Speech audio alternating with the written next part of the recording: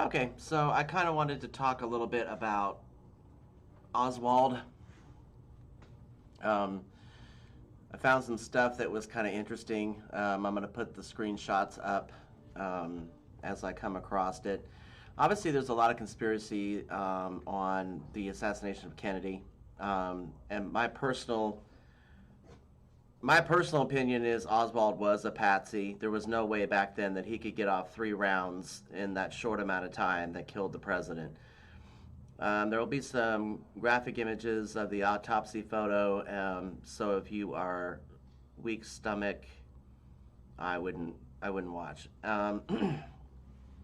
Anyway, what if Oswald was telling the truth after his arrest, and he said, "I'm just a patsy"?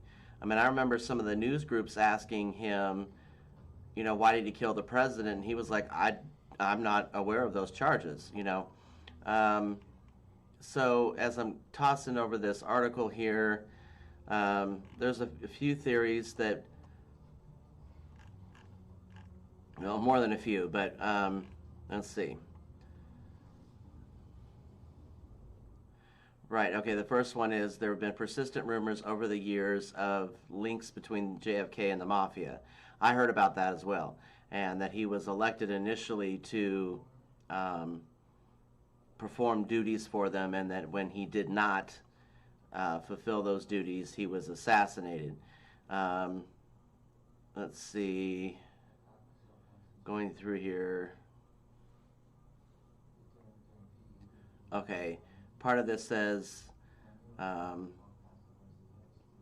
the JFK could seek whoever's Italian name this is, Gianciana's help during 1960 presidential race. The source was the Associated Press. It's also well documented that the CIA sought mobsters' help in the plots to assassinate Cuban director Fidel Castro. The mafia eventually came to view JFK as his brother, and Attorney General Robert F. Kennedy as bitter adversaries because of the latter's effort to eradicate mob influence over the Teamsters Union. Let's see, what else is in here? Later noting in '87 that they should have killed Bobby instead. This mob hit probably comes the closest to being plausible. Even the House Select Committee on Assassinations Counsel G. Robert Blakely said in 1979, "I think the mob did it." Of course, I'm going to link the article to this video as well. Let's see, what else do we got?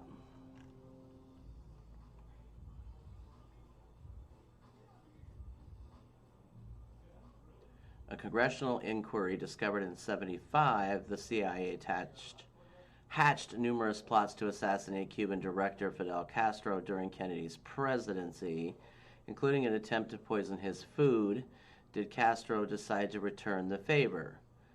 LBJ harbored such suspicions. I think LBJ was in on it, in my personal opinion.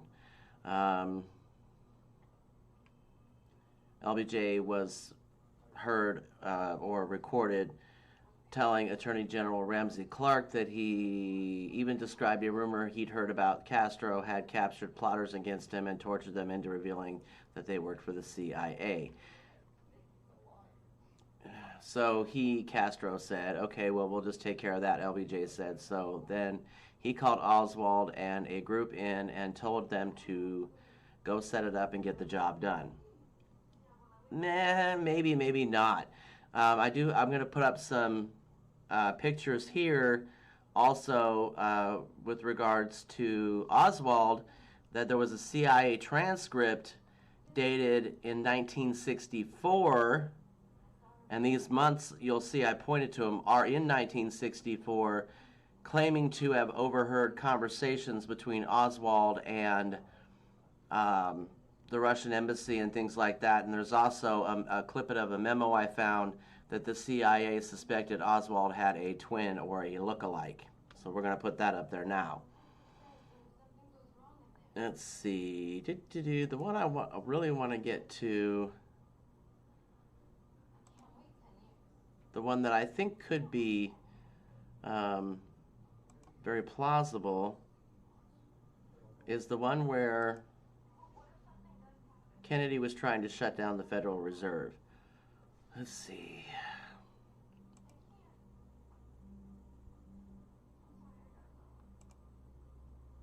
There we go. A lot of people are deeply suspicious of the Federal Reserve System, as you should be, which tinkers with interest rates and the availability of money to lend stability to the U.S. economy. Or at least that's what the Trilateral Commission, the Knights Templar, and the Masonic Elders want us to think. Before they put a hit on us, we should emphasize that we're just kidding, right? Okay. So it's not too surprising that conspiracy theorists would posit that the Fed had a role in JFK's murder as well, because some have suggested JFK ran afoul of the central bankers by issuing Executive Order 11110 in June of '63, which would have taken away the Fed's power to allow the U.S. Treasury to bypass it and issue paper currency backed by silver. This supposedly would have eliminated the demand for federal notes, but vastly reduced the U.S. national debt. Or maybe not. For one thing, silver certificates such as paper currency was called,